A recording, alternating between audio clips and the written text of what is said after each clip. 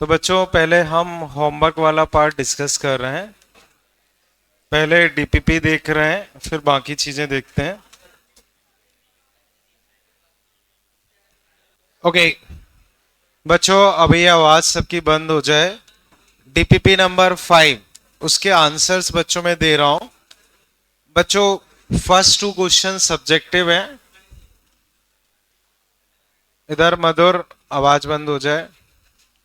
उनको बच्चों हम ऑलरेडी क्लास में डिस्कस कर चुके हैं। 3 के बाद से मैं बता रहा हूं।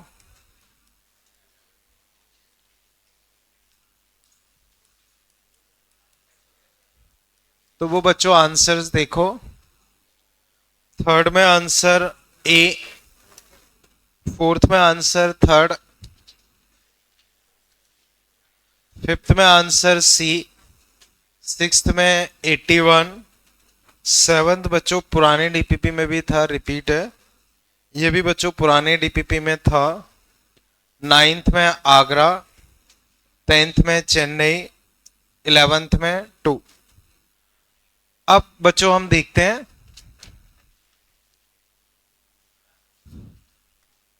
ठीक है, इधर ध्यान रखें बच्चों। थर्ड तक हम ऑलरेडी कर चुके हैं। अब फोर्थ से बच्चों में डिस्कस कर रहा हूं, फोर्थ से।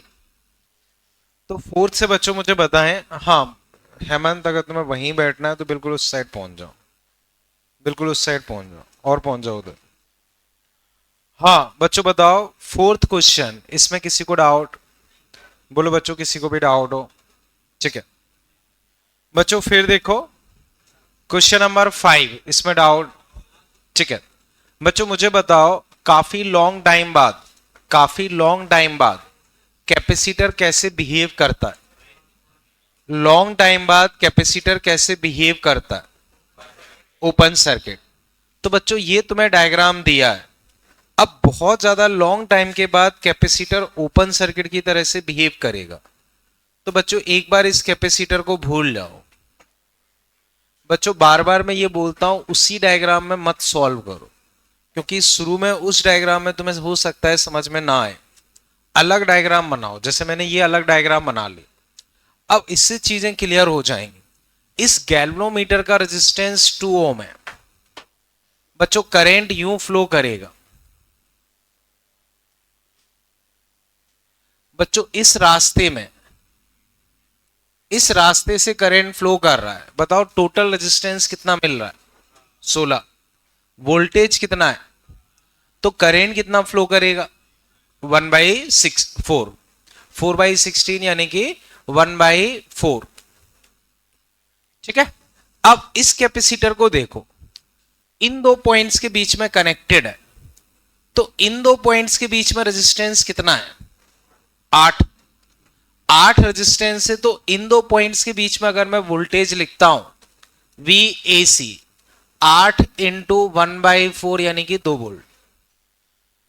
तो उस कैपेसिटर के अक्रॉस वोल्टेज हो गया 2। अब इस वाले कैपेसिटर को देखो, किन दो पॉइंट्स के बीच में कनेक्टेड है? देखो बच्चों ध्यान से, बी और डी। बच्चों ये वाला कैपेसिटर इधर कनेक्टेड है। इधर तुम देखो रेजिस्टेंस कितना दिख रहा है? 10। तो यहां VBD के अक्रॉस रेजिस्टेंस 10 इंटू 1/4, बच्चों 5/2। रेशो लोगे तो 4/5, रेशो 4/5। बच्चों बताओ अभी इसमें कहीं कोई तकलीफ? क्लियर है बच्चों भी है? देखो बच्चों वापस बताता हूं। काफी लॉन्ग टाइम बाद कैपेसिटर तुम्हारा ओपन सर्किट हो जाता है। कर दिया भाई। करंट यूं फ्लो करेगा। Total resistance 16, 4। तो करंट फ्लो करेगा 1/4 एंपियर इस तरह से। अब तुम्हें यहां वोल्टेज चाहिए, तो ए और सी के क्रॉस वोल्टेज चाहिए। तो ए और सी के बीच में तुम्हारे 8 ओम रेजिस्टेंस आ रहा है। 8 ओम रेजिस्टेंस में IR के हिसाब से 2 वोल्ट। तुम्हें यहां वोल्टेज चाहिए, तो बी और डी के बीच में तुम्हारा 10 ओम रेजिस्टेंस आ रहा है। तो 10 इंटू 1/4, 5/2। बस रेशो ले लो। बच्चों इसे कनेक्ट कर पाए? कहीं कोई दिक्कत? ठीक है बच्चों फिर मुझे बताओ क्या कर रहे हो बच्चों। हाँ, क्वेश्चन नंबर 6, इसमें कोई तकलीफ? बच्चों 6 देखते हैं, इसे मैं हटा रहा हूं। देखो, तुम्हें दिया है एक 16 ओम का वायर है, उसको स्क्वायर शेप में बना दिया, 4 4 4 4, ठीक है। 9 वोल्ट की बैटरी, 1 ओम इंटरनल रेजिस्टेंस। बच्चों आवाज आ रही हो, बंद करें। 9 वोल्ट 1 ओम, इधर आवाज बंद हो जाए। अब फिर समझो, 4 माइक्रोफेरेड का कैपेसिटर डायगोनल में लगा दिया। तो बच्चों मैंने बार बार बोला है, काफी लॉन्ग टाइम बाद कैपेसिटर कैसे बिहेव करेगा, ओपन सर्किट। तो अभी कैपेसिटर ड्रॉ नहीं करना है, उसको ओपन सर्किट ड्रॉ कर दी। फिर देखो, एनर्जी स्टोर इन कैपेसिटर, तो हाफ सी वी स्क्वायर। सी मुझे पता है, मैं वोल्टेज निकाल लूं, मेरा काम हो जाएगा। चिराग, अब देखो बच्चों बताओ, ऊपर वाले 3 रजिस्टर किसमें है? ऊपर वाले 3 रजिस्टर सीरीज कितने हुए? 12। 12 4 पैरेलल में 3, 3 और 1 4। तो बच्चों पूरा रेजिस्टेंस 4 हुआ, पूरा रेजिस्टेंस 4। करेंट यहां से फ्लो करेगा 9/4 एम्पियर। बोलो बच्चों कोई दिक्कत? अब समझो, जैसे ही करेंट यहां पहुंचेगा उसे 2 रास्ते मिलेंगे। एक रास्ता 3 गुना बड़ा है, तो उसमें 3 गुना कम करेंट जाएगा। तो बच्चों मैं डायरेक्ट लिख रहा हूं, इसमें जो करेंट जाएगा वो मैं डायरेक्ट लिख रहा हूं, दिक्कत होगी तो बताऊंगा। 9/16 होना चाहिए। इस रास्ते में देखता हूं तो इसमें 3 टाइम्स, तो 27 मतलब 27/16। चाहो तो जोड़ के देखो, वही आ जाए। हाँ बच्चों बताओ कहीं दिक्कत? ठीक है। अब इन 2 पॉइंट के बीच में तुम्हें वोल्टेज निकालना है, क्योंकि कैपेसिटर यहां कनेक्टेड है, यहां कनेक्टेड है। तो अगर मैं वी ए बी लिखता हूं, रेजिस्टेंस 8, करेंट बच्चों कितना था? 9/16। तो 9/2 वोल्ट तुम्हारा गया, 9/2 वोल्ट गया। तो energy half C V square से, हाफ सी कहीं लिखा होगा, कहां लिखा है बच्चों? हाँ ये रहा, सी बच्चों 4 और इसका स्क्वायर 81/4। 4 4 कट गए, 81/2, तो आंसर 81। चेक करो बच्चों, इसमें कहीं कोई दिक्कत हो? देखो ये चीज समझो, ये जहां तक मुझे याद है जेई मेंस का क्वेश्चन है। तो याद रहे, जब भी इस तरह का क्वेश्चन रहता है, या तो वो टाइम बताएगा, या तो वो टाइम बताएगा। अगर वो टाइम नहीं बता रहा तो मान के चलो वो स्टडी स्टेट में ही है। या तो वो टाइम बताएगा कि इस टाइम पे एनर्जी स्टोर बताओ, नहीं बताया है तो जनरल कन्वेंशन हम यही मानते हैं कि स्टडी स्टेट पे। ठीक है, इनिशियल में एनर्जी स्टोर 0 रहेगा, या तो वो स्पेसिफाई करेगा कि इनिशियल, वरना स्टडी स्टेट मानते हैं। ठीक है, ओके बच्चों 7 8 रिपीट क्वेश्चन है। इधर तुम वहां से उठ जाओ, कृष्णा के बगल में जो बैठे हैं उठ जाओ, वहां से कहीं और बैठ जाओ तुम। हाँ 7 8, उसमें बच्चों किसी को कोई डाउट? 9th बच्चों इसमें कोई डाउट? 9th 7 8 बच्चों रिपीट क्वेश्चन है, पिछले डीपीपी में भी थे शायद, उस वजह से। ठीक है ना? हाँ इधर कॉर्नर में कई बार मैं तुम्हें ऑब्जर्व कर चुका हूं। क्या नाम है तुम्हारा? एक बार इस साइड खड़े हो जाना। हाँ जो बोल रहा हूं वो सुनो, एक बार खड़े हो जाओ। नाम क्या है तुम्हारा? आदिका। ध्यान रहे अब आवाज नहीं है, ठीक है? मैं स्टार्टिंग से देख रहा हूं, 2-3 बार देख चुका हूं। तो बच्चों अब मुझे बताओ क्वेश्चन नंबर 9, इसमें किसी को डाउट? ठीक है, क्वेश्चन नंबर 10 बच्चों देखो, बिल्कुल स्टार्टिंग में जो हमने डिस्कस किया था वो है, देखना। सी बच्चों ये आवाज बंद हो जाए। आर बी बच्चों बताओ काफी लॉन्ग टाइम में कैपेसिटर के अक्रॉस वोल्टेज क्या होगा? वी। मान लो अगर इसे वी नॉट बोल देता हूं तो वी नॉट। बताओ चार्ज कितना होगा? बोलो बच्चों चार्ज कितना होगा, सीवी नॉट। अब अगर मैं कैपेसिटर में एनर्जी स्टोर लिखता हूं तो हाफ सी वी स्क्वायर, ये हो गई। बैटरी का वर्क डन अगर लिखता हूं तो बैटरी कांस्टेंट वोल्टेज पे चार्ज सप्लाई करती, तो CV into V CV square. अब क्वेश्चन देखते हैं, क्वेश्चन में बच्चों तुमसे क्या पूछा है, then energy given by the battery. अब बच्चों बैटरी ने टोटल एनर्जी सीवी स्क्वायर दी है, उसका आधा हिस्सा हीट में चला गया और आधा हिस्सा कैपेसिटर में स्टोर हो गया, तो बैटरी के थ्रू टोटल एनर्जी सर्किट को कितनी दी गई है, सीवी स्क्वायर। हाँ बोलो। देखो हमें रियल लाइफ में नहीं जाना, ये बैटरी आइडियल है। देखो उसमें भी समझो, मान लो जैसे टाइम कांस्टेंट कुछ 5 सेकंड है, मान लो टाइम कांस्टेंट 5 सेकंड, तो देखोगे अगर 5 सेकंड टाइम कांस्टेंट है तो लगभग 25 सेकंड में, लगभग 25 सेकंड में ये 99% से ज्यादा चार्ज हो जाता है। और अगर तुम 50 सेकंड देखोगे मतलब 10 टाइम कांस्टेंट के बाद लगभग लगभग 99.99% तक चार्ज हो जाता है। तो कहने का मतलब ये कि बिल्कुल 100% होने में तो इनफाइनाइट टाइम लगेगा, लेकिन तुम विद इन 50-60 सेकंड में ही देखोगे 99.9999% तक चार्ज हो जाता है। तो उससे कोई मतलब नहीं रहता है, वो लगभग 100 ही मान लेते हैं। ठीक है, तो मैं खुद कह रहा हूं आधी हीट में गई आधी कैपेसिटर पे गई, तो half C V square capacitor में, half C V square heat में। ठीक है, ये 9th बच्चों देखो, काफी लॉन्ग टाइम बाद कैपेसिटर अपना कैसे बिहेव करेगा, ओपन सर्किट, ओपन सर्किट की तरह से अगर वो बिहेव करेगा तो देखना, ऊपर के दोनों कैपेसिटर को भूल जाओ, ये 12 वोल्ट, ये 8, ये 4, करेंट 1 एम्पियर, यहां वोल्टेज आएगा 8 वोल्ट, यहां वोल्टेज 4 वोल्ट। ठीक है, ये 8 ये 4। अब जो 4 माइक्रोफेरेड का कैपेसिटर है उस पर 8 वोल्ट है, तो चार्ज कितना हुआ, 32। इधर जो 8 वाला कैपेसिटर है उस पर 4 वोल्ट है, तो 8 इंटू 4 32, 32 का रेशो 1:1। ठीक है बच्चों, मुझे बताओ इस डीपीपी में अभी कोई और डाउट? ठीक है, देखो रजिस्टर नहीं होता तो भी हम टेक्निकली यही मानते हैं, सी वी, अगर हम बैटरी कनेक्ट करेंगे तो सीवी स्क्वायर हाफ एनर्जी इस पे गई, इसका वर्क डन हुआ सीवी, सीवी इंटू वी।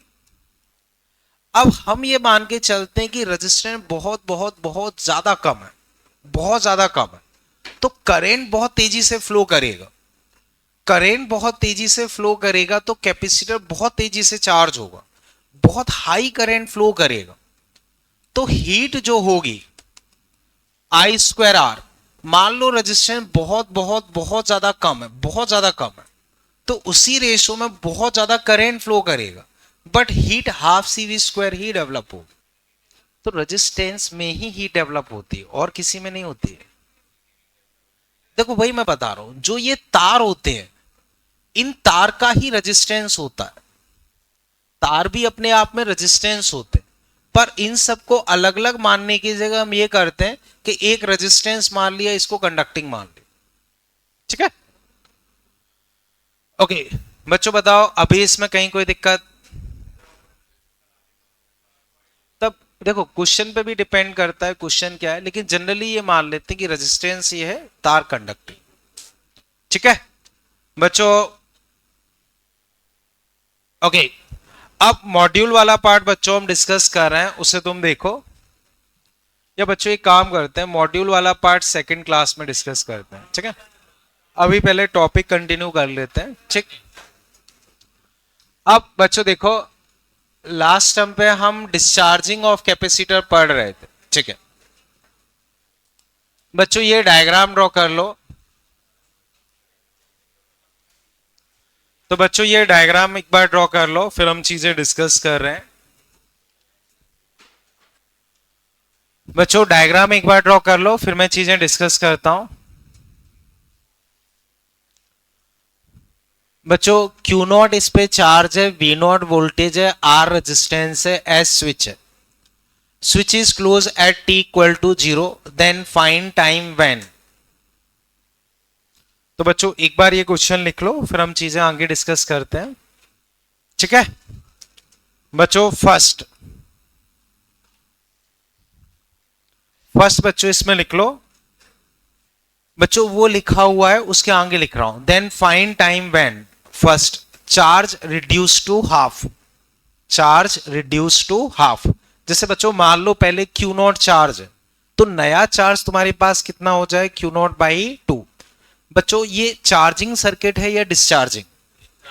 बच्चों कहीं भी बैटरी दिख रही है तो ये डिस्चार्जिंग सर्किट है। डिस्चार्जिंग में बच्चों सारे के सारे फॉर्मूले बिल्कुल एक जैसे हैं। ई रेश पावर माइनस का t by R C, V equal to V not e raise power minus का t by R C, I equal to I not e raise power minus का टी बाई आर सी। सबके सब फॉर्मूले एक जैसे ही है, ठीक है। अब बच्चों तुम्हें बताना है कि टाइम जिसमें कि चार्ज आधा हो जाए। एक बार बच्चों ट्राई करो, फिर मैं डिस्कस करता हूं, बहुत आसान सा है। First time when charge reduce to half, charge reduce to half. बच्चों चार्ज आधा हो जाए, चार्ज कितना हो जाए, आधा हो जाए। RClN2 बस, ठीक है, समझो। बच्चों सीधा सा है, देखो Q को तुम लिखोगे Q not by 2, Q not e raise power minus का T बाई आर सी। बच्चों 1 by 2 e raise power minus का T बाई आर सी, इधर उधर भेज देता हूं, तो e raise power T by R C 2। बच्चों इसको इधर भेजा, इसको इधर भेजा, तो पावर पॉजिटिव हो गई। अब दोनों साइड लॉग ले रहा हूं, तो लॉग लूंगा तो बच्चों लॉग और ई हट जाते हैं, लॉग और ई हट जाते हैं। दोनों साइड में लॉग ले रहा हूं, तो दोनों साइड अगर मैं लॉग लूंगा तो लॉग और ई हट जाएंगे। ln2 t बच्चों आ गया RClN2। बताओ बच्चों यहां तक कोई तकलीफ? बच्चों एक बार पूरी प्रोसेस देखो, अनुरुद्ध दिख रहा है वहां से? हाँ पूरी प्रोसेस देखो, कहीं कोई दिक्कत लग रही हो पूछो। अब क्वेश्चन का आंसर बच्चों फिर दो। मैंने पूछा चार्ज आधा हो जाए, आंसर कितना आया? ठीक है, अगर मैं 1/3 पूछता RClN3, 1/4 पूछता RClN4, 1/10 पूछता RClN10, कोई दिक्कत? अब फिर समझो, अगर मैं पूछता कि वोल्टेज आधा हो जाए, तब भी यही रहता। वोल्टेज 1/3 हो जाए RClN3, वोल्टेज 1/5 हो जाए RClN5, कोई दिक्कत? अगर मैं पूछता हूं करंट हाफ हो जाए, सेम करंट 1/5 हो जाए RClN5, कोई दिक्कत? अब वापस समझो, अगर मैं पूछता हूं कैपेसिटर के अक्रॉस इलेक्ट्रिक फील्ड, कैपेसिटर के अक्रॉस इलेक्ट्रिक फील्ड 1/10 हो जाए RClN10, क्योंकि वोल्टेज जितने टाइम्स होगा उतने टाइम्स ही इलेक्ट्रिक फील्ड होगा। इलेक्ट्रिक फील्ड होता है V बाई डी, डिस्टेंस तो फिक्स है कैपेसिटर के बीच की, तो जितने टाइम्स अपना वोल्टेज होगा उतने टाइम्स अपना इलेक्ट्रिक फील्ड भी हो जाएगा। बच्चों कनेक्ट कर पाए? अब बच्चों चाहो तो इसको थोड़ा याद रख सकते हो, सिंपल सा ही है। तुमसे बोला चार्ज रिड्यूस टू 1/3, अगर तुम्हें पता है RClN3 तो थोड़ा टाइम बचा सकते हो, वरना सॉल्व कर लो, कोई दिक्कत नहीं। तुमसे पूछा इलेक्ट्रिक फील्ड रिड्यूस टू 1/5, तुम्हें पता है RClN5 तो थोड़ा आसान पड़ेगा, बाकी सॉल्व कर सकते हो, कोई बड़ी बात नहीं। क्लियर है बच्चों? कहीं कोई दिक्कत? ठीक है, फिर बताओ बच्चों चार्ज रिड्यूस टू 1/√2, जैसे मैंने बोला 1/√2 टाइम्स चार्ज हो गया। अब RClN√2 कोई फर्क नहीं पड़ेगा, RClN√2। मैंने बोला चार्ज 4/5 हो गया, अब RClN5/4, RClN5/4, कोई दिक्कत? ठीक है, इसी में सेकंड लिख लो, सेकेंड, सेकेंड बच्चों इसमें लिख लो। बच्चों ये लिखा हुआ है देन फाइंड टाइम व्हेन, वो तो ऑलरेडी लिखा हुआ है। Energy reduce to 1/4, energy reduce to 1/4, energy reduce to 1/4, energy reduce to 1/4। ठीक है, तो बच्चों समझो, जैसे सुयस ने बताया half C V square, half fix है, सी फिक्स है। अगर हमें एनर्जी 1/4 चाहिए तो वोल्टेज को कितना करना पड़ेगा? बच्चों हाफ फिक्स है, सी फिक्स है, एनर्जी को 1/4 करना है तो वोल्टेज को कितना करना पड़ेगा? हाफ। वोल्टेज को अगर हाफ करना है तो बच्चों चार्ज और वोल्टेज सेम ही टाइम रहता है, तो RCln2 ही आ जाएगा। या बच्चों ऐसे करो, Q² by 2C, 2 fix C fix, charge अगर आधा हो जाएगा तो एनर्जी अपने आप 1/4 हो जाएगी, तो आंसर बच्चों वही सेम आ जाएगा RCln2। बोलो बच्चों, कहीं कोई तकलीफ इसमें? क्लियर है बच्चों भैया? ठीक है बच्चों, वापस से ऐसे डायरेक्टली आंसर बताओ। मान लो अगर मैं बोलता कि एनर्जी 1/9 हो गई, देखो 1/9 के लिए 1/3 वोल्टेज करना होगा, तो RCln3। ठीक है, फिर बताओ बच्चों, एनर्जी हाफ करनी है, हाफ करनी है, RCln√2। इस तरह के क्वेश्चन समझ पाए? कहीं कोई दिक्कत? हाँ, अब बच्चों ऐसी पहले मैं लिखवा चुका हूं, लेकिन बस ऐसी डिस्कस कर रहा हूं, बस ऐसी देख के आंसर बताओ। मान लो बच्चों starting charge 10 coulomb, voltage 10 volt, just ऐसी ले लिया। ठीक है, अब बच्चों बताओ, एक टाइम कांस्टेंट के बाद, एक टाइम कांस्टेंट होता है RC, एक टाइम कांस्टेंट के बाद चार्ज कितना रह जाएगा? जैसे पहले 10 कूलम था, 10 कूलम था, एक टाइम कांस्टेंट के बाद चार्ज कितना रह जाएगा? कितना रह जाएगा? 37%, यानी कि 0.37 से मल्टीप्लाई करोगे तो ये 3.7 कूलम रह जाएगा। कोई दिक्कत? बच्चों बताओ वोल्टेज कितना रह जाएगा? 3.7 वोल्ट। अब वापस समझो जो मैं कहना चाह रहा हूं, देखो समझना, एक टाइम कांस्टेंट के बाद ये होगा। अब मैंने बोला दो टाइम कांस्टेंट के बाद क्या होगा, तो बच्चों वापस इसका 37% हो जाए, तो 3.7 इंटू 0.37, वो तो वही चीज है।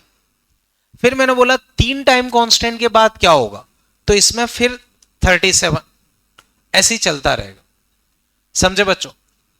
बच्चों फिर समझो, एक टाइम कांस्टेंट के बाद मान लो 100 से अगर वो 37 रह गया, 100 से 37 रह गया, तो एक और टाइम कांस्टेंट के बाद 37 इंटू 0.37 हो जाएगा।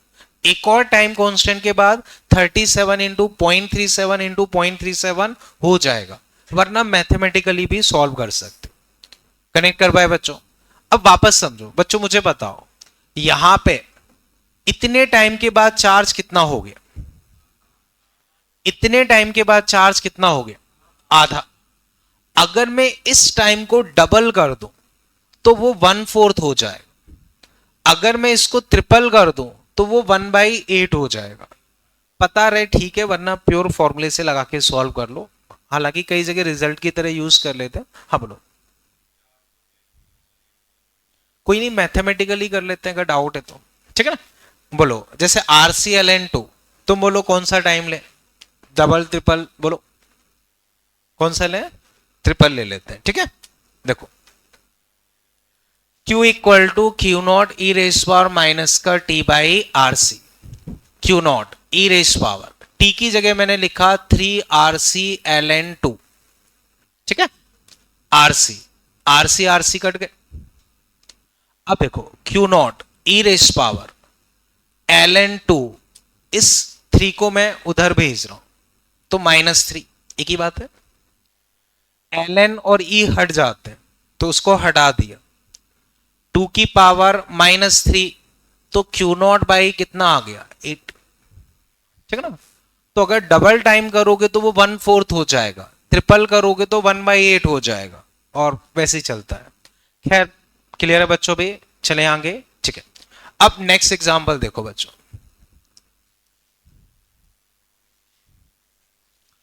मान लो ये R1 R2, ये C, ये voltage V0 plus Q0 minus Q0, ये स्विच। बच्चों ये डायग्राम ड्रॉ कर लो, फिर मैं क्वेश्चन लिखवाता हूं इधर। ओके बच्चों, अब इसमें तुम लिख लो बच्चों, ऑलरेडी कैपेसिटर चार्ज है या अनचार्ज? अब मुझे बताओ ये चार्जिंग सर्किट है या डिस्चार्जिंग? बच्चों कहीं बैटरी नहीं है, ये डिस्चार्जिंग सर्किट है। इससे तुम पहचान करोगे कि भाई चार्जिंग का फॉर्मूला लगाऊं या डिस्चार्जिंग का। याद रहे जो रिजल्ट मैंने बताए हैं, 0 पे वायर, लॉन्ग टाइम पे ओपन सर्किट, वो केवल चार्जिंग में वैलिड है, डिस्चार्जिंग में कोई रिजल्ट नहीं है, ठीक है। अब बच्चों इसमें तुम लिख लो, switch is close at t equal to 0, switch is close at t equal to 0, switch is close at t equal to 0, then calculate switch is close at t equal to 0, then calculate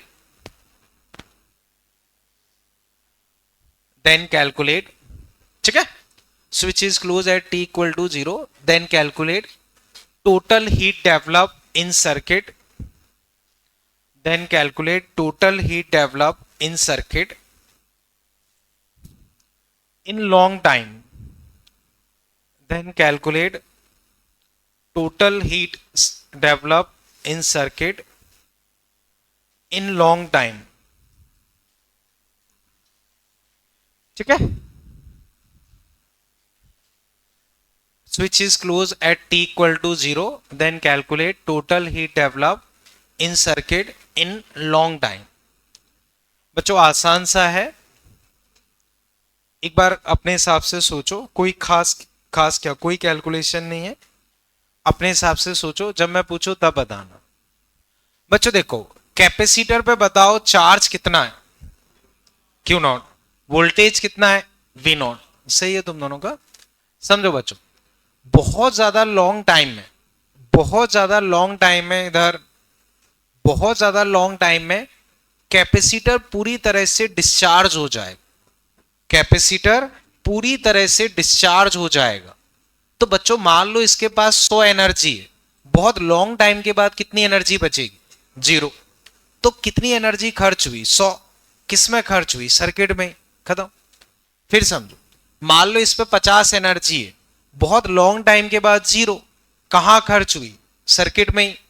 तो अब बच्चों अगर मैं energy spent लिखता हूं तो जो इसके पास है पूरी खर्च हो जाएगी, तो एनर्जी स्पेंट अगर मैं लिखता हूं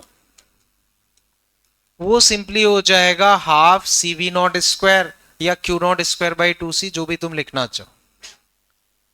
अब इसमें सेकंड पार्ट लिखो, जो तुम्हारा डाउट है वो मैं सेकंड पार्ट में डिस्कस करता हूं, ठीक है।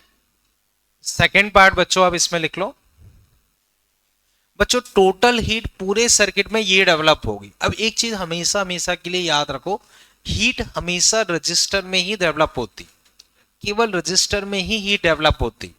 तो जो भी हीट डेवलप हुई है वो किस में होती है, जो ये R1 R2 लगे हुए हैं उनमें, और किसी में कभी हीट कोई डेवलप नहीं होती।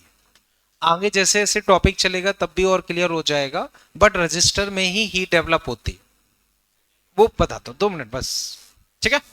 ओके बच्चों ये क्लियर है। अब सेकंड बच्चों इसमें लिखो, जो अभी बोल रहे हो वो इसमें आ जाएगा। सेकंड बच्चों इसमें लिखो, find heat develop in register R1, find heat develop in register R1। अब बच्चों समझो, देखो टोटल एनर्जी इतनी स्पेंड हुई है, तो दोनों रजिस्टर को मिला के इतनी एनर्जी स्पेंड हुई। अब मैंने पूछा है R1 में हीट बताओ, तो इसे कुछ बच्चों के दिमाग में आ रहा था कि हम V²/R लगाते हैं, I²R लगाते हैं, लगा सकते हैं, बिल्कुल सही है, वो मैं बता रहा हूं। अब मान लो जैसे मुझे इसमें हीट डेवलप निकालनी, तो इसमें हीट डेवलप अगर मुझे लिखनी है तो मान लो करंट आई फ्लो कर रहा, आई करंट बच्चों फ्लो कर रहा। अब आई करंट फ्लो कर रहा है तो हीट बच्चों मैंने तुम्हें लिखवाई होगी पावर dt का इंटीग्रेशन, याद आया बच्चों? जहां मैंने पावर बताई होगी बोला होगा जब भी वेरिएबल होती है तो हम ये फॉर्मूला लगाते हैं। अब power I square R dt, मान लो टोटल चाहिए तो 0 से इंफाइनाइट इंटीग्रेट कर दो, आ जाएगा। आई फंक्शन में लिखो, आ जाएगा। लेंदी प्रोसेस है। अब मैं आसान प्रोसेस बता रहा हूं, बाकी इससे भी करोगे। पूरे के लिए करना चाहो तो पूरे की आ जाएगी, किसी एक के लिए करना चाहो तो किसी एक की आ जाएगी। ये चीज समझ गए? हाँ, अब वापस समझो। मान लो मैं डायरेक्ट करना चाहूं तो कैसे करूंगा वो समझो। बच्चों बताओ ये रजिस्टर किस में कनेक्टेड है? सीरीज में क्या सेम होता है? करंट। तो दोनों में बच्चों करंट सेम रहेगा, 0 से इनफाइनाइट लिमिट भी सेम है। फर्क किसका पड़ रहा है? रेजिस्टेंस का। तो जिसका रेजिस्टेंस ज्यादा उसमें हीट ज्यादा, जिसका रेजिस्टेंस ज्यादा उसमें हीट ज्यादा। तो एक में हीट अगर मैं H1 मानता हूं, दूसरे में H2 मानता हूं, तो H1/H2 बच्चों क्या होगा?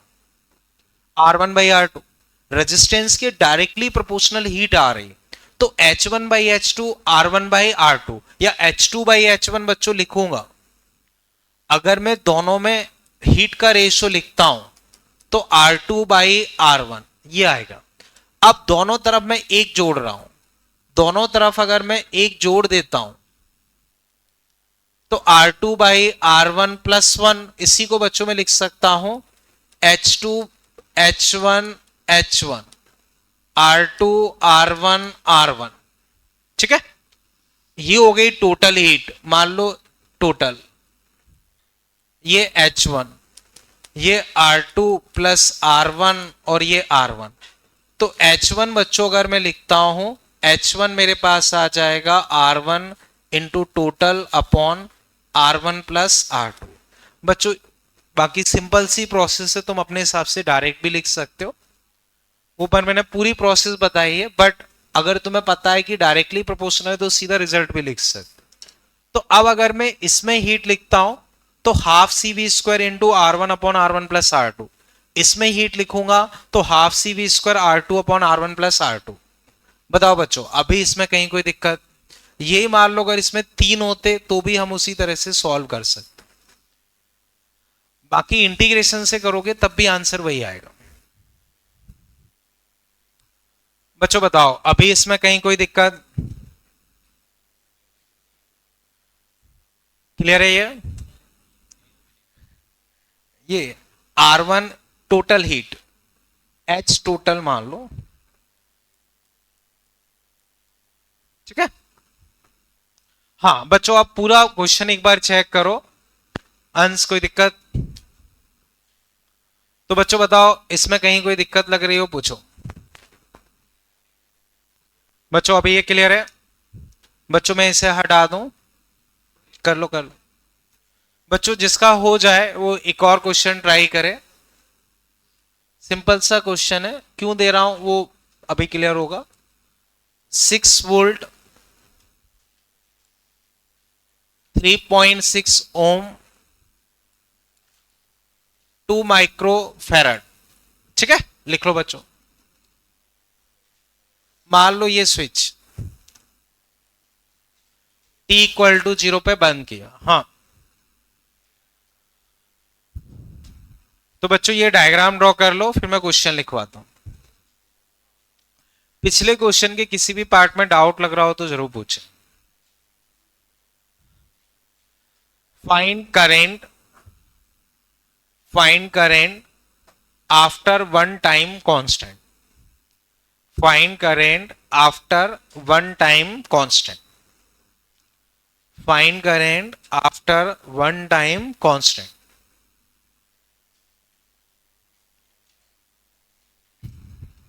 ठीक है बच्चों, केवल फॉर्मूला लगाना है और कुछ खास नहीं है। इवन फॉर्मूला भी नहीं लगाना है क्योंकि 1 टाइम कांस्टेंट है तो वो वैसे ही पता है। ठीक है, डिस्चार्ज है तो चार्जिंग वाला सर्किट हो गया ना, समझ गए ना? ये चार्जिंग वाला है बच्चों, ऐसा नहीं कि हम डिस्चार्जिंग पढ़ रहे हैं तो पूरा वही फॉर्मूला लगाना है। यहाँ बैटरी कनेक्टेड है, ये चार्जिंग सर्किट है। हालांकि चार्जिंग डिस्चार्जिंग में करंट का फॉर्मूला सेम ही रहता, करंट का फॉर्मूला दोनों में सेम है।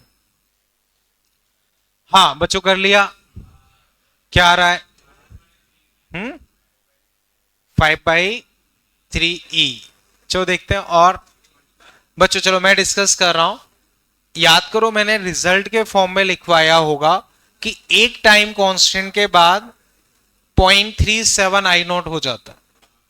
ठीक है बच्चों, याद करो रिजल्ट के फॉर्म में लिखवाया होगा, तो पूरी कैलकुलेशन नहीं कर रहे हैं, सीधा रिजल्ट यूज कर रहे हैं। 0.37 आई नॉट लिखूंगा तो 6 बाई रेजिस्टेंस 3.6, 6 बाई 3.6। बच्चों सही कर रहा हूं ना, कोई मिस्टेक तो नहीं है? ठीक है, तो आई नॉट बच्चों V not by R, V not by R, तो 6/3.6। अब बच्चों इसको चेक करोगे, ये कितना आ जाएगा तुम्हारा? ठीक है बच्चों, कुछ आ जाएगा, ठीक है ना? क्या चेक करना चाहें तो 3.7/6। ठीक है चलो अभी चेक कर लेंगे, कोई नहीं। अब क्वेश्चन क्यों दिया है उस पर आते हैं, ये चीज क्लियर है? ठीक है, अब बच्चों इस पे आओ। बच्चों ये डीपीपी मैंने तुम्हें दिया होगा, ठीक है? इसका फर्स्ट क्वेश्चन बच्चों एक बार अटेम्प्ट करो।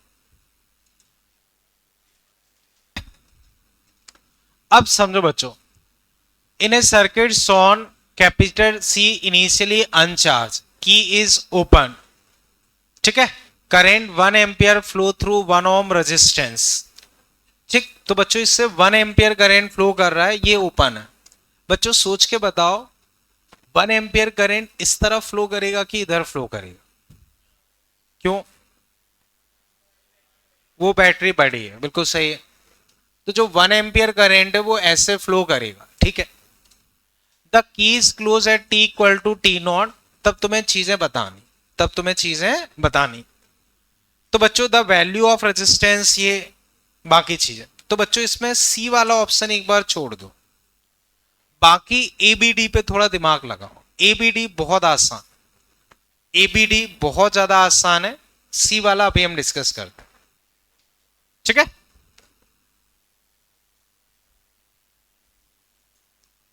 एबीडी पे बच्चों दिमाग लगाओ, सी वाला फिर हम डिस्कस करते हैं। जैसे बच्चों तुम्हें इस आर की वैल्यू बतानी है और चीजें बतानी है। ओके बच्चों, ए पार्ट जिससे सॉल्व हुआ, ए कैसे किया है तुमने, किसका? ठीक है, ठीक है, ठीक है, कर सकते हैं, सही है बच्चों। कई तरीके हैं, अपने अपने हिसाब से कर सकते हैं, मैं डिस्कस कर रहा हूं बच्चों। ये समझो इसमें 1 एम्पियर करंट इधर होगा, उसमें कोई तकलीफ। अब बच्चों ये समझो करंट उल्टा ऐसे आ रहा है, तो बैटरी चार्ज होगी कि डिस्चार्ज? चार्ज। चार्ज के केस में टर्मिनल वोल्टेज अगर मैं लिखता हूं तो E प्लस आई आर, तो 5 + 1 × 1 यानी कि 6। बच्चों उल्टा करंट फ्लो कर रहा है तो ये बैटरी चार्ज होगी, चार्ज होगी तो terminal voltage E plus I R, तो यहां वोल्टेज 6 आया, तो पक्का यहां भी 6, यहां भी 6, यहां भी 6। अब बच्चों बताओ यहां 6 वोल्टेज है, तो बताओ इसमें करंट कितना फ्लो करेगा? 2, तो इसमें करंट फ्लो करेगा 2 एम्पियर। ये एक आंसर आ गया, ठीक है? अब मुझे ये निकालना, तो बच्चों ये तो करंट ऐसे ही फ्लो कराएगी, इसमें 1 गया, इसमें 2 गया, तो बताओ यहां से करंट कितना आया होगा?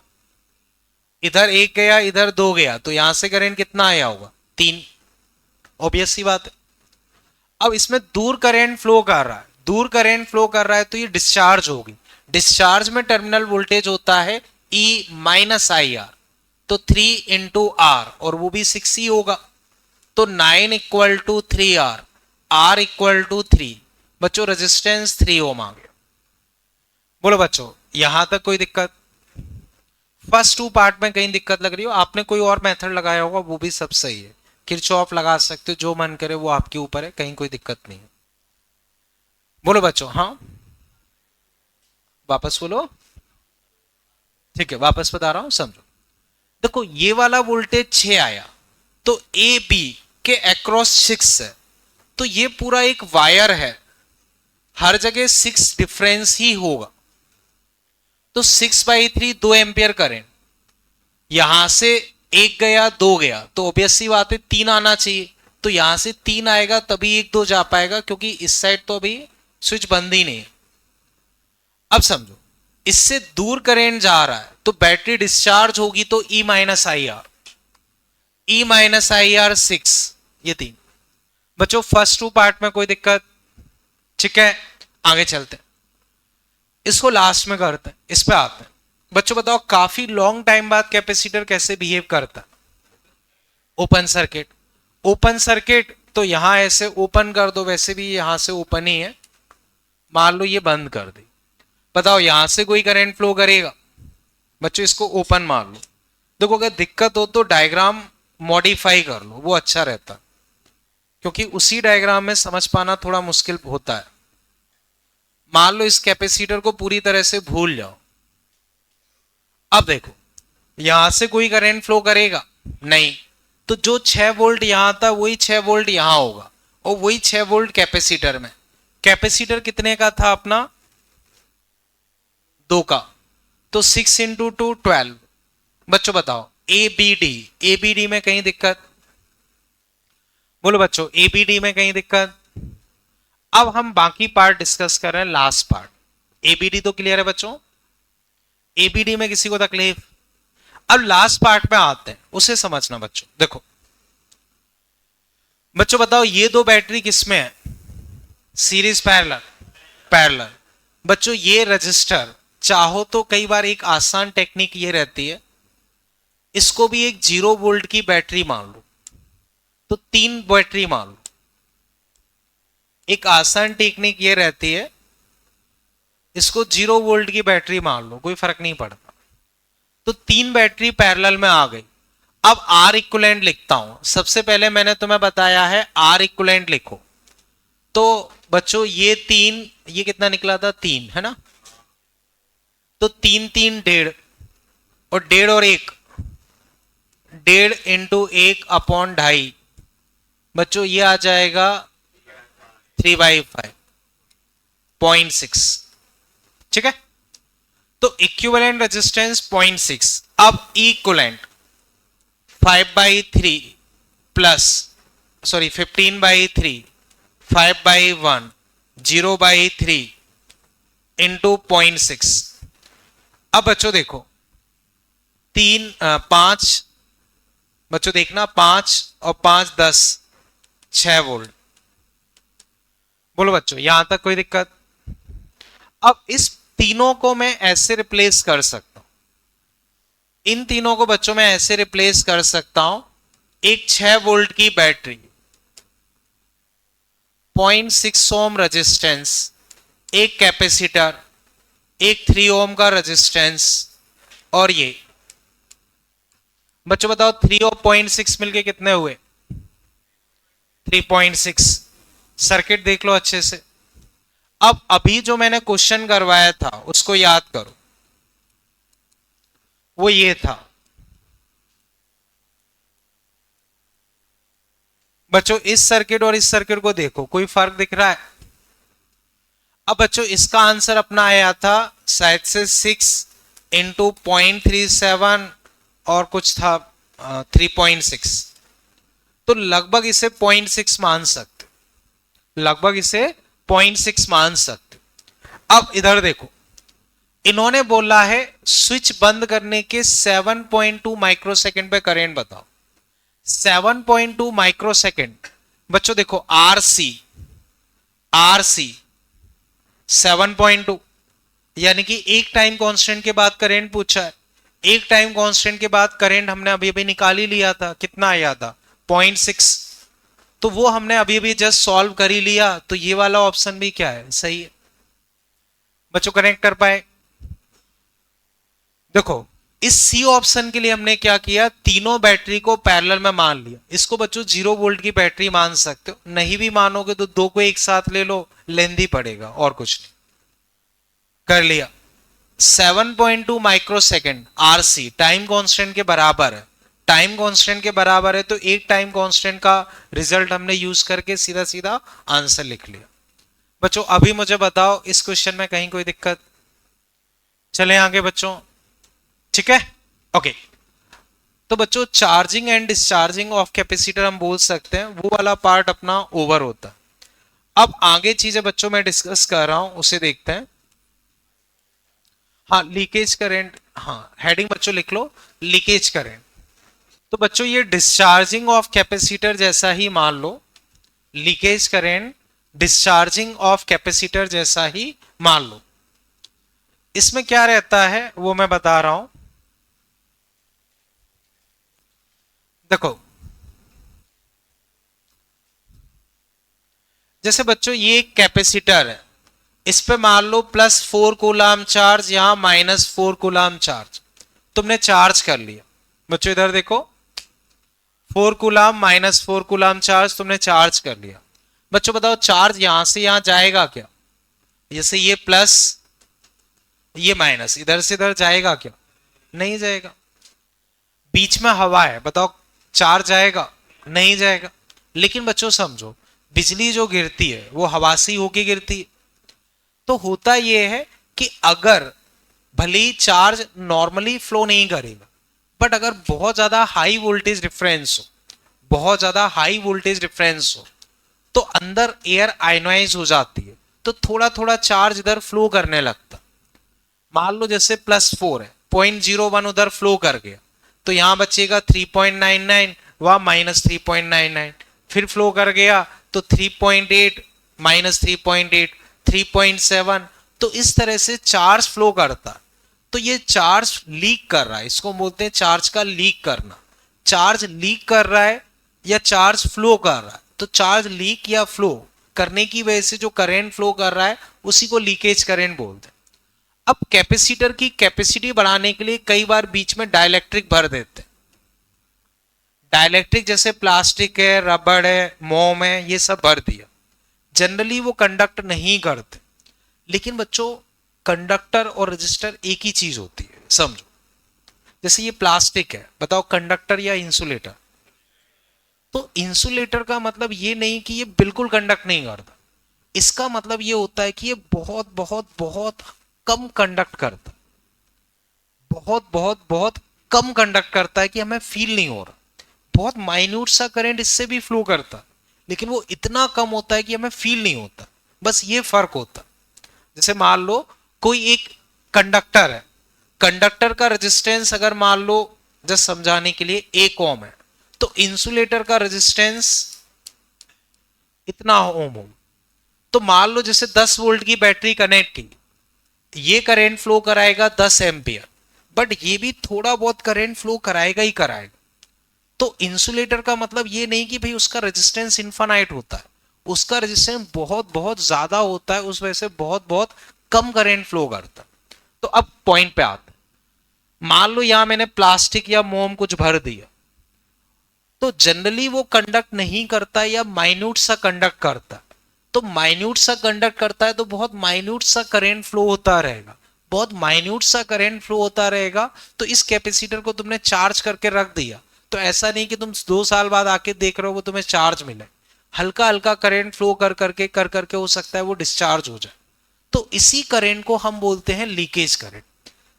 कई बार ऐसा भी होता है कि तुमने बहुत हाई वोल्टेज पे चार्ज कर दिया, तो जो कंडक्टिंग मटेरियल, इंसुलेटिंग मटेरियल जो है, उसका इंसुलेशन उस हाई वोल्टेज पे वर्क नहीं करे, जैसे बिजली का गिरना, तो तेजी से करंट फ्लो कर जाए, वो भी हो सकता है। तो कहने का मतलब ये है कि यहां से जो करंट फ्लो करता है उसको हम बोलते हैं लीकेज करंट। अब बच्चों ये मेटल की प्लेट्स होती हैं, मेटल्स की, इसमें एक मान लो इंसुलेटर रखा है या हवा है, वो एक रजिस्टर ही मान लो, तो उस रजिस्टर के दोनों तार इधर कनेक्टेड है, तो बच्चों उसको ऐसे कनेक्शन मानो या रजिस्टर को ऐसे कनेक्शन मानो, या रजिस्टर को ऐसे कनेक्शन मानो। बच्चों तीनों में कोई फर्क है? ये रजिस्टर है, इन दो प्लेट से ऐसे कनेक्टेड है, ऐसे कनेक्ट करो, ऐसे कनेक्ट करो या ऐसे कनेक्ट करो, ऑलरेडी चार्ज कैपेसिटर है। अब बताओ ये सर्किट कौन सा है? डिस्चार्जिंग। तो लीकेज ऑफ करंट एक तरीके से डिस्चार्जिंग सर्किट ही हो जाता है और कुछ नहीं। अब मान लो इसमें तुमने कुछ भर दिया, मुझे कैपेसिटी लिखनी है, कैसे लिखूंगा? Epsilon not a E R by D. मान लो इसका रेजिस्टेंस लिखना है, तो रेजिस्टेंस कैसे लिखूंगा? Rho L by area. अब डिस्चार्जिंग वाला ही फॉर्मूला लगा दूंगा, कैपेसिटी ये लिखूंगा, रेजिस्टेंस ये लिखूंगा। समझ गए बच्चों? तो अब बच्चों इसमें तुम लिख लो लीकेज करंट में पहले एक पॉइंट लिख लो, current flow due to conductance of dielectric medium is called leakage current. तो जो डाइलेक्ट्रिक का मतलब बच्चों इंसुलेटर ही होता है, तो इंसुलेटर का मतलब वो बहुत माइन्यूट सा करंट फ्लो करेगा, उसकी वजह से जो करंट है उसे लीकेज करंट बोला। current flow due to conductance of dielectric medium is called leakage current. Current flow due to conductance of dielectric medium is called leakage current. ठीक है बच्चों? अब बच्चों इसमें इसे हटा दो ना बच्चों। current flow due to conductance of dielectric medium is called leakage current. तो डाइलेक्ट्रिक मीडियम के कंडक्टेंस की वजह से जो थोड़ा बहुत करंट फ्लो कर रहा है उसको लीकेज करंट बोलते हैं। ठीक है? अब बच्चों आगे देखो, ये कैपेसिटर है, इसमें dielectric constant K, resistivity rho, area A, distance D. इस सर्किट को इसके इक्विवेलेंट मान सकते हो। कैसे मान सकते हो बच्चों? अभी मैंने एक्सप्लेन किया था। अब इसमें कैपेसिटेंस क्या हो जाएगा? ये। रेजिस्टेंस क्या हो जाएगा? ये। अब चूंकि ये डिस्चार्जिंग सर्किट है तो डिस्चार्जिंग सर्किट की तरह से फॉलो करेगा। करंट शुरू में तो बहुत हाई होगा और बाद में डिक्रीज होने लगेगा। तो बस बच्चों इतना और कंप्लीट कर लो, बाकी फिर देखते हैं। तो बच्चों लीकेज करंट एक तरीके से डिस्चार्जिंग ऑफ कैपेसिटर जैसा ही मान सकते। इसके बाद बच्चों जिसका ये कंप्लीट हो जाए वो डीपीपी 6, उसमें क्वेश्चन फर्स्ट उसे देखें। उसमें बच्चों ये कर सकते हो, जो 5 माइक्रोफैरड लिखे हुए हैं, 5 माइक्रोफैरड, उनको 4 माइक्रोफैरड कर लो। हालांकि बच्चों 5 से भी आंसर आ जाएगा, या चलो 5 से ही डिस्कस कर लेते हैं, छोड़ो 5 से ही कर लेते हैं। बोलो। देखो वो डाइलेक्ट्रिक का रेजिस्टेंस है, डाइलेक्ट्रिक उस कैपेसिटर को पूरा फिल कर रहा, तो दो प्लेट को वो पूरा फिल कर रहा है, करंट यूं फ्लो करेगा, तो लेंथ कौन सी मानी जाएगी? ये डिस्टेंस। इस एरिया से करंट फ्लो कर रहा है तो एरिया यही वाला एरिया माना जाएगा। हाँ ठीक है बच्चों, क्लियर है? अब डीपीपी 6 क्वेश्चन नंबर 1, ठीक है बच्चों, इतना नोट कर लिया? बच्चों याद करो, सेम तरह का क्वेश्चन हमने करंट इलेक्ट्रिसिटी में डिस्कस किया है, वही चीजें बच्चों हम फिर डिस्कस कर रहे हैं। हालांकि बच्चों ओरिजिनल एग्जाम में अगर देखा जाए तो इस तरह के क्वेश्चंस मुझे याद नहीं मैंने कभी देखे हो, ठीक है? खासकर एडवांस एग्जाम में तो बिल्कुल नहीं देखे। मेंस में फिर भी ये कि कभी भी कुछ भी आ जाता है तो शायद कभी आया हो, पर इस तरह के जो सिमेट्रिक विमेट्रिक वाले हम डिस्कस कर रहे हैं, पर एग्जैक्टली मुझे याद नहीं कभी मैंने देखे हो ओरिजिनल एग्जाम में, बट बुक्स वगैरह में रहते हैं तो वो हम डिस्कस कर रहे हैं। ठीक है, आगे बच्चों ये हटा दूं, ये हटा दूं भाई। अब बच्चों जैसे मैं डिस्कस कर रहा हूं वो तुम समझो। ये देखो बच्चों, फर्स्ट में ए पार्ट, ठीक है, दिख गया? ओके बच्चों, अब केवल समझो, इधर देखो बच्चों, इसके दो मेथड रहते हैं, दो मेथड रहते हैं। एक मेथड में थोड़ा सा बता रहा हूं, दूसरा मेथड में पूरा डिस्कस कर रहा हूं। तो बच्चों पहले चलो मैं दूसरा मेथड डिस्कस करता हूं, पहला मेथड बाद में बताता हूं, ठीक है। तो खैर समझो बच्चों, ऐसे समझो Q इक्वल टू क्या होता है, बोलो बच्चों, Q इक्वल टू CV, तो C equal to Q by V, ठीक है बच्चों। इधर अब बच्चों तरीका क्या होता है वो समझो। आमने सामने का मल्टीप्लीकेशन सेम है क्या? नहीं है, नहीं है, तो इसको हम बैलेंस व्हीटस्टोन ब्रिज नहीं बोलेंगे, लेकिन इसमें थोड़ा फायदा बस ये है कि क्रॉस सिमेट्री है 2255। अगर वो नहीं होती तो फिर बहुत लेंथी क्वेश्चन हो जाता, जैसा मैंने करंट इलेक्ट्रिसिटी में बताया था। वो फिर केवल घिसने वाला क्वेश्चन हो जाता है, उसमें कोई कंसेप्चुअल चीज नहीं रहती, क्योंकि बस आप इक्वेशन बनाते जाओ करते जाओ, कुछ है नहीं।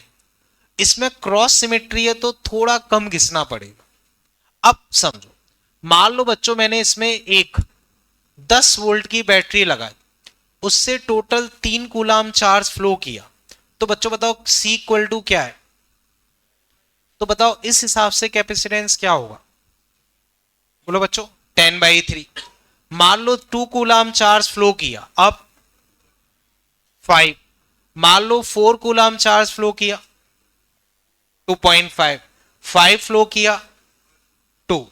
तो बच्चों प्रोसेस ये रहती है, वहां पे मैंने करंट बताया था, यहां चार्ज बता रहा हूं।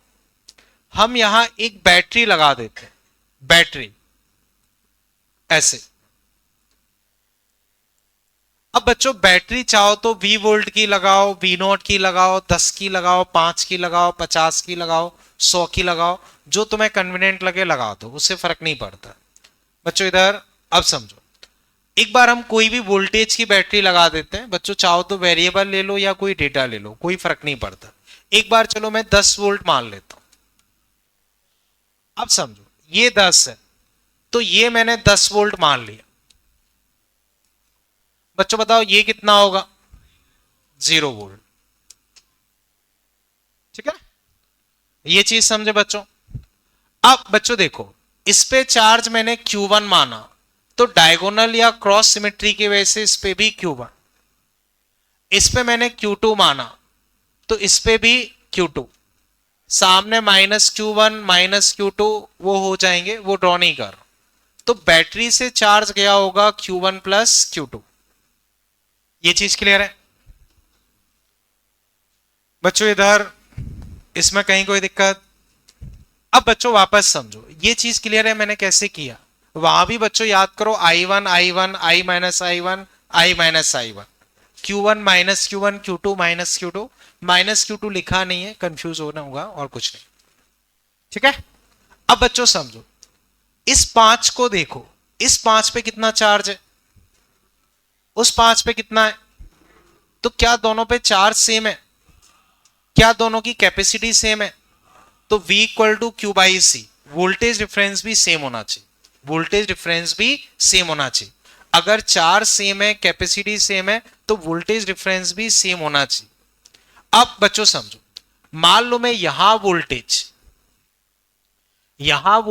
V1 मान रहा हूं, ये 0, ये 0, ये 10 वोल्ट, ये 10 वोल्ट। बच्चों बताओ यहां डिफरेंस कितना है? V1। तो इसमें भी डिफरेंस V1 होना चाहिए। तो मान लिया यहां का वोल्टेज X, तो 10 माइनस एक्स V1 होना चाहिए। तो X बच्चों क्या होना चाहिए? 10 माइनस V1। चेक करो बच्चों, बताओ यहां डिफरेंस कितना है? यहां डिफरेंस V1। यहां चेक करो डिफरेंस, इससे इसको सेपरेट करो, V1 है। इसको चेक करो, यहां डिफरेंस 10 माइनस V1, यहां भी वही, क्योंकि यहां भी चार्ज और कैपेसिटी सेम है, तो वोल्टेज डिफरेंस सेम होना चाहिए। बोलो बच्चों ये पॉइंट समझे? अब बच्चों याद करो, मैंने तुम्हें एक फॉर्मूला टाइप बताया था, C1 V1 C2 V2 C3 V3 upon, याद आया? ठीक है। अब समझो, इसका वोल्टेज मैं लिख रहा हूं इसका, तो V1 मेरे पास होगा 10 into 2, 0 into 5 plus 10 minus V1 into 4, 10 minus V1 into 4 upon C1 plus C2 plus C3। तो 2 5 7 4 9 या 2 प्लस 5 प्लस 4 चेक करते ना बच्चों, अगर कहीं मिस्टेक दिखे। 20 प्लस 40 माइनस 4V1। 5 4 9 2 11। ठीक है। अब बच्चों देखो 11V1 60 माइनस 4V1 15V1 60। बच्चों कहीं मिस्टेक दिखे तो जरूर चेक करना। 4 वोल्ट सही किया है मैंने। अब बच्चों पहले इतना एक बार कर लो, फिर हम आगे चीजें डिस्कस करते हैं। बच्चों याद करो, करंट इलेक्ट्रिसिटी में मैंने करंट के थ्रू बताया था, वहां थोड़ी डिफरेंट अप्रोच बताई थी, वो भी अभी मैं डिस्कस करूंगा। इवन चाहो करंट इलेक्ट्रिसिटी वाला भी ऐसे सॉल्व कर सकते हो, वो तुम्हारे ऊपर है, मेथड कोई सा भी फॉलो कर सकते हो।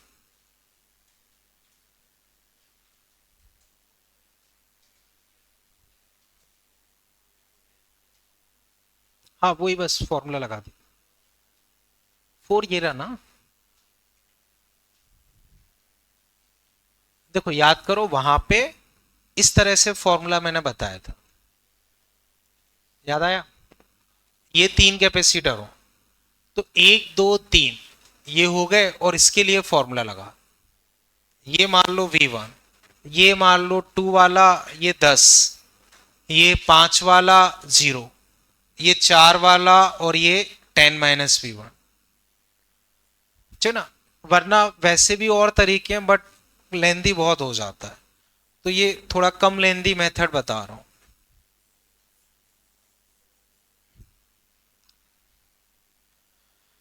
पीछे हेमंत और तुम।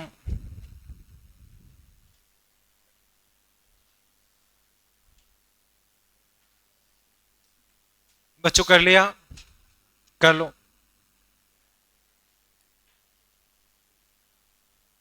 बच्चों V1 ये आ गया, V1 ये आ गया। अब मुझे बताओ V1 अगर 4 है, V1 अगर 4 आ गया है, तो बताओ जो 2 माइक्रोफेरेड वाला ये वाला कैपेसिटर है, या ये वाला कोई सा भी मान लो, बात एक ही है, इसके अक्रॉस वोल्टेज डिफरेंस, जैसे बच्चों ये 4 आ चुका है और ये 4 आ चुका है, तो ये कितना हुआ 6। तो बच्चों बताओ उस Q1 के अक्रॉस वोल्टेज डिफरेंस कितना आया 6। 6 अगर वोल्टेज डिफरेंस है तो मैं चार्ज लिख सकता हूं CV, यानी कि बच्चों 12। ऐसे अगर मैं Q2 लिखता हूं, Q2 लिखूंगा तो 6 और 10 और 5 वो है, तो 5 इंटू 10 माइनस 6 बच्चों 20। तो total charge Q total Q1 plus Q2 32। बोलो बच्चों। अब बच्चों बताओ बैटरी ने टोटल कितना चार्ज फ्लो कराया। बोलो बच्चों, बैटरी ने टोटल कितना चार्ज फ्लो कराया, कितना चार्ज फ्लो कराया 32। Q equal to CV, Q equal to CV, तो C equal to Q by V। तो C इक्वलेंट बच्चों हम लिख सकते हैं Q by V। Q 32, battery का वोल्टेज 10, तो 3.2। यही बच्चों मान लो अगर तुम बैटरी का वोल्टेज 10 नहीं लेते, 50 लेते, तो 50 से डिवाइड कर देते, चार्ज उसी रेशो में बढ़ जाता। V0 लेते तो चार्ज V0 के टर्म्स में आता, V0 से डिवाइड करते वो कट जाता। तो तुम्हारे ऊपर है, तुम कैसे भी कर सकते हो। हाँ बोलो। देखो बैटरी का टोटल चार्ज लिया जाता, बैटरी से यहां से चार्ज गया, तो बैटरी से दो ही रास्ते हैं।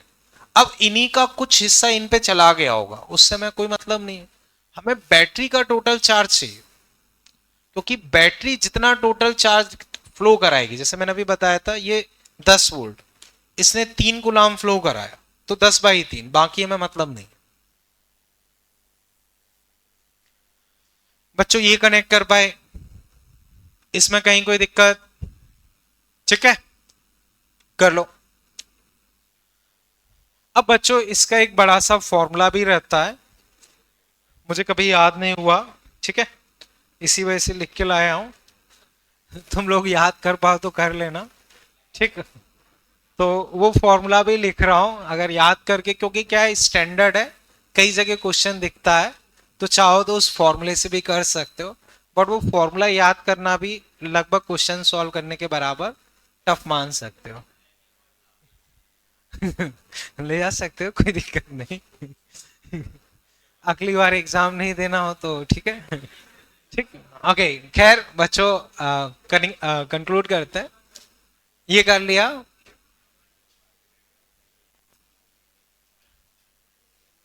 बच्चों इतना कर लिया, ठीक है।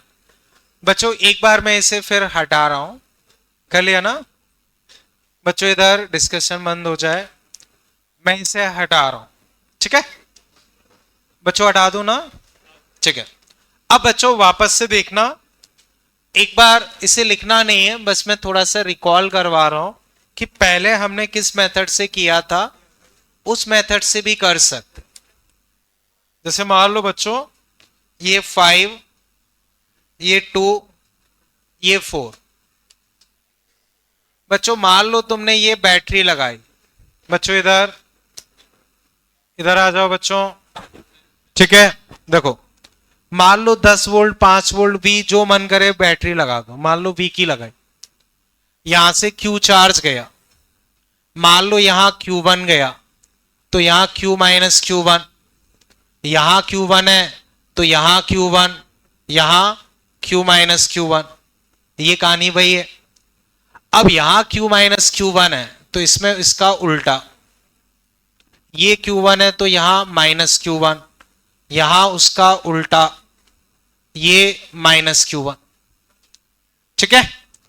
अब बच्चों मान लो इस पे चार्ज x है, ये आइसोलेटेड है, तो इस पे टोटल चार्ज जीरो होना चाहिए, तो टोटल चार्ज जीरो होना चाहिए, तो Q1 minus Q1 x zero, x बच्चों यहां से आ गया Q माइनस 2Q1, तो x बच्चों आ गया Q माइनस 2Q1, उसका उल्टा यहां लिखोगे 2Q1 माइनस Q।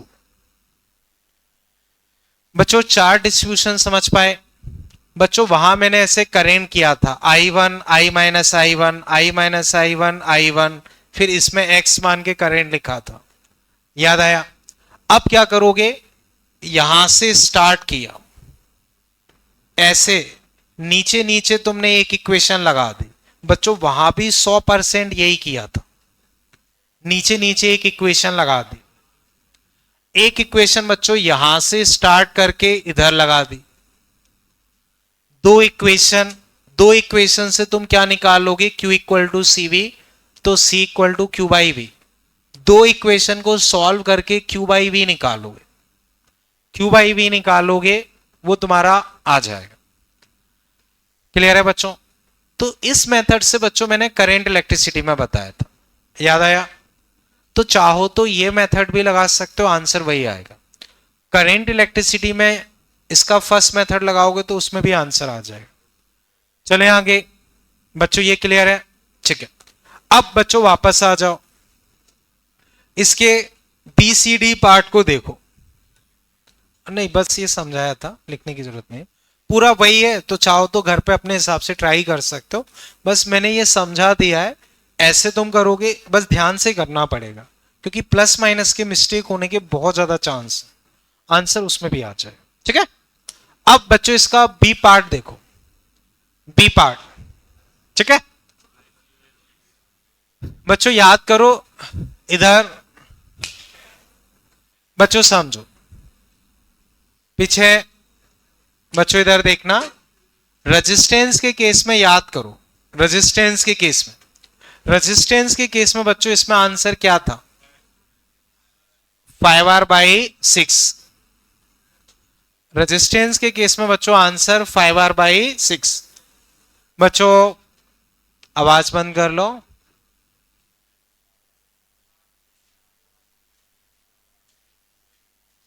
ठीक है।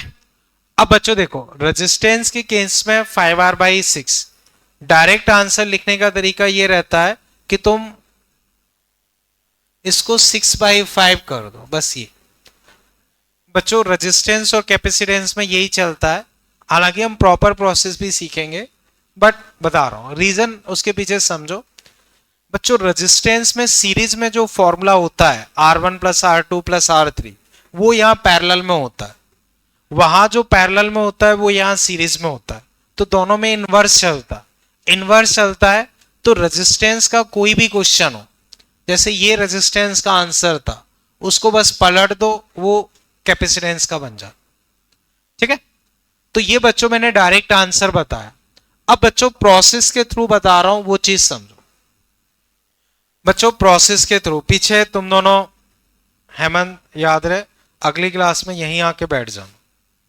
ठीक है, हाँ अब बच्चों मैं वापस डिस्कस कर रहा हूं, उसको तुम समझो जो मैं डिस्कस कर रहा हूं। ये तो मैंने डायरेक्ट आंसर बताया, अब मैं प्रोसेस डिस्कस कर रहा हूं। जिन दो पॉइंट के बीच में तुम्हें इक्विवेलेंट निकालना है, वहां बैटरी कनेक्ट कर दो। बैटरी से करंट गया आई, उसकी जगह चार्ज भेजो। फिर बच्चों तीन रास्ते मिले, तीनों में बराबर बराबर बट गया Q/3 Q/3 Q/3। यहां भी तीनों एक जैसे हैं तो Q/3 Q/3 Q/3 वापस भी आएगा। बच्चों वहां I/3 I/3 I/3, यहां Q/3 Q/3 Q/3। अब ये चार्ज इधर गया, इससे दो एक जैसे रास्ते मिले तो Q/6 Q/6, वहां I/6 I/6 किया था। अब बच्चों यहां से स्टार्ट कर रहा हूं, ऐसे जाके वापस इधर आ रहा हूं, तो इस पूरी इक्वेशन को अगर मैं लगाता हूं, इस पूरी इक्वेशन को बच्चों लगाऊंगा तो V बच्चों इधर सबका कैपेसिटेंस C है, माइनस का Q/3C, फिर ये मिलेगा माइनस का Q/6C, फिर ये मिलेगा माइनस का Q/3C, 0 वहां भेज दो। V इक्वल टू बच्चों 6C LCM आया, 2Q Q 2Q, 5Q/6C। तो बच्चों Q/V, Q/V तुम्हारे पास आ गया 6C/5, और Q/V ही तुम्हारा C इक्विवेलेंट होता है, Q इक्वल टू CV, तो C equal to Q/V। Q/V बच्चों ये आ गया। बच्चों बताओ अभी इसमें कहीं कोई दिक्कत? तुम देखोगे 100% यही अप्रोच मैंने वहां बताई थी, बस चार्ज की जगह करंट था और कहीं कोई चेंज नहीं था। तो बच्चों इसे फटाफट कर लो, फिर हम आगे डिस्कस करते हैं। समझ के ना बच्चों? कोई भी डाउट इसमें भी?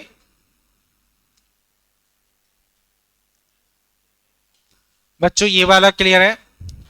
अब बच्चों इसको मैं एक और मेथड से डिस्कस कर रहा हूं, ये मेथड तो हम पहले सीख चुके हैं। बच्चों वो वाला जो अभी हम मेथड डिस्कस करेंगे, वो मेथड करंट में भी लगा सकते। बच्चों सारे मेथड कॉमन ही है, यहां वहां कहीं भी लगा सकते हो, तो मैं जनरली यही करता हूं, कुछ मेथड वहां डिस्कस कर देता हूं, कुछ यहां डिस्कस कर देता हूं। क्लियर है बच्चों ये? ओके। अब बच्चों तुम इसमें नीचे पढ़ो इक्विपोटेंशियल मेथड। बच्चों नीचे की तरफ पढ़ो इक्विपोटेंशियल मेथड। इसमें कुछ पॉइंट्स बच्चों लिखे हुए हैं, वो मैं रीड कर रहा हूं।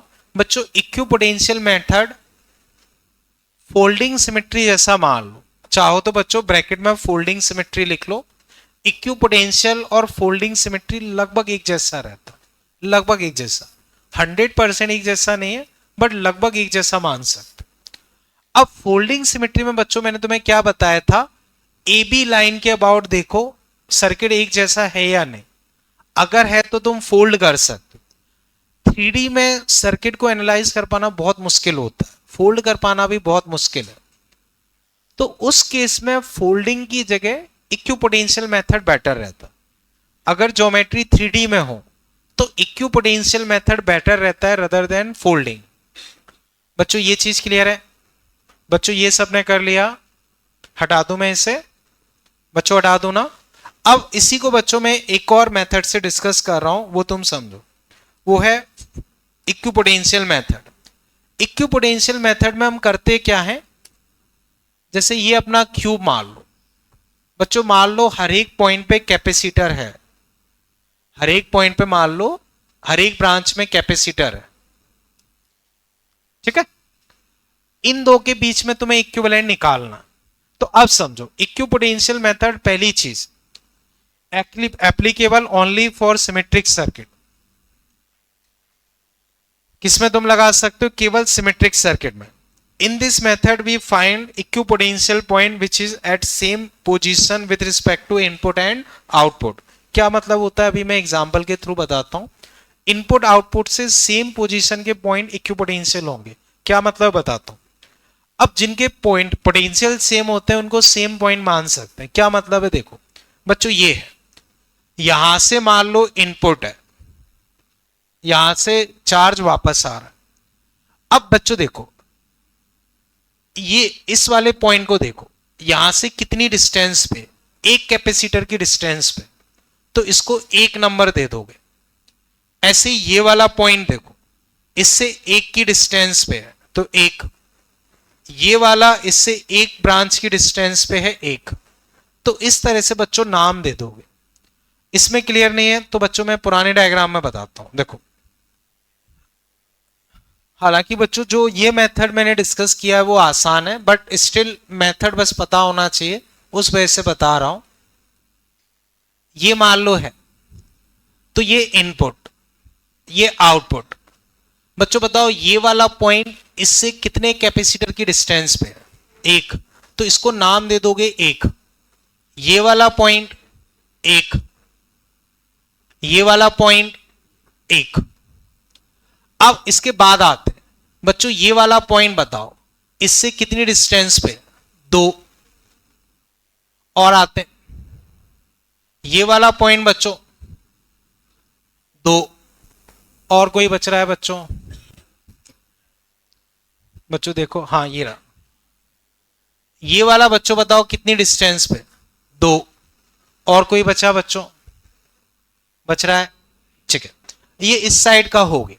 अब उस साइड से बच्चों मान लो मैं अलग कलर लेके डिस्कस कर रहा हूं। अब देखो बी से देखो, ये वाला कितनी डिस्टेंस पे? एक। ये वाला कितनी डिस्टेंस पे? एक। ये वाला कितनी डिस्टेंस पे? एक। अब फिर आते, ये वाला कितनी डिस्टेंस पे? दो। ये वाला, और कोई बचा? हो रहा, ये कितनी डिस्टेंस पे? बच्चों बताओ, सारे पॉइंट्स हो गए। अब बच्चों जिनके नाम एक जैसे हैं उन सब को हम सिमेट्रिक मानते हुए सेम पोटेंशियल मानते हैं। जैसे बच्चों देखो,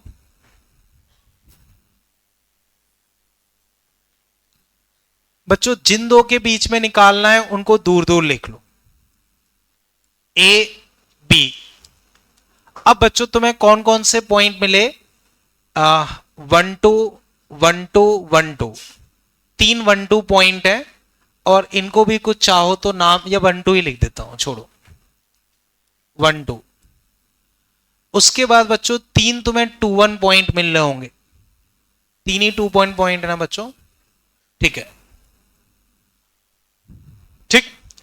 अब बच्चों मैं डायरेक्ट ड्रॉ कर रहा हूं, तुम फुर्सत में चेक करना, ठीक।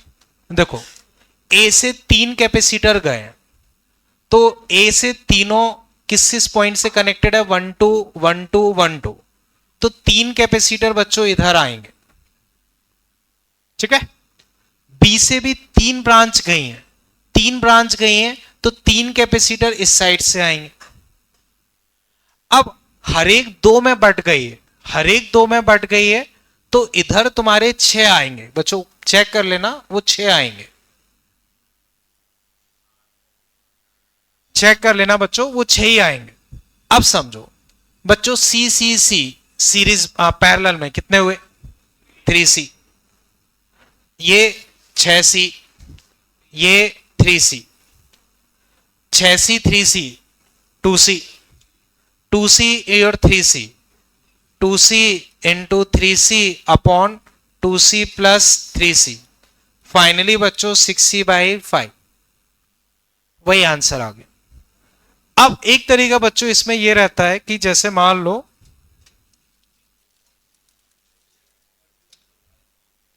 जैसे बच्चों वो विजुलाइजेशन करना पड़ता है, बस मान लो बहुत मुश्किल है, ये दो पॉइंट्स के अबाउट हमें निकालना, इन दो पॉइंट्स के अबाउट निकालना।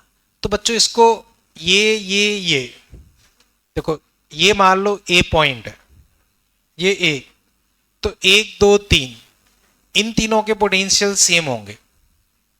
ऐसे ही यहां से 1 2 3 इनके पोटेंशियल सेम है, तो इन पोटेंशियल को चिपकाने का ट्राई करो। तो इसको ऐसे यू में खींचो इस तरह से, तो ये तीनों आपस में चिपक जाएंगे, ये तीनों इधर आपस में स्टिक कर जाएंगे। तो अब वो स्टिक कर जाएंगे तो लगभग जैसे ये तीनों आपस में स्टिक कर गए, वो तीनों आपस में स्टिक कर गए, तो डायग्राम यही बन जाएगा। बट वो विजुलाइजेशन बहुत मुश्किल रहता है, बट ऐसे कर सकते हैं। तो बच्चों कनेक्ट कर पाए कुछ? तो 3D में ये पोटेंशियल मेथड ठीक रहता, 3D के लिए 1 2 1 2 करके सही रहता। बाकी 2D ज्योमेट्री में फोल्डिंग वगैरह आसान रहता, क्योंकि उसमें यूं ही 1 2 1 2 दिमाग लगाते रहो, कोई मतलब नहीं है। 3D के लिए 1 2 वाला ये मेथड सही रहता। हाँ बच्चों, इसमें अभी कोई दिक्कत? तो बच्चों इतना कर लेना, फिर बाकी चीजें हम नेक्स्ट क्लास में डिस्कस करते हैं, ठीक? ओके।